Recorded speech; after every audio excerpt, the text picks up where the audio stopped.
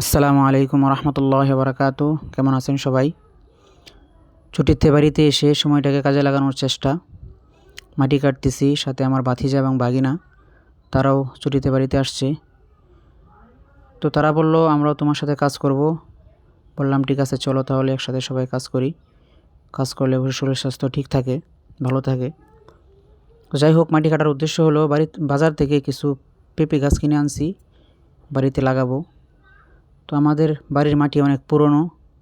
আব্বা বলতেছে যে পুরোনো মাটিতে গাছ না লাগিয়ে যদি যে জায়গায় গাছ লাগাইবা ওই জায়গাতে কিছু গর্ত করে, গর্তের মধ্যে পুকুর থেকে নতুন মাটি এনে ফেলে তারপর ওই জায়গায় গাছ লাগাও, দেখবা গাছ বল পাবে এবং তাড়াতাড়ি বড় হবে।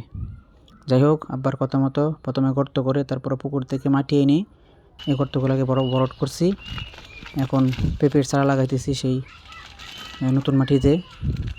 তো যাই হোক, দোয়া করবেন সবাই, গাছগুলো যেন একটাও না মরে এবং সব কটা গাছ যেন ভালোভাবে বড় হয় এবং ভালো ফলন হয়। সবাই ভালো থাকবেন, সুস্থ থাকবেন। আসসালামু আলাইকুম রহমতুল্লাহি বারাকাতুহু।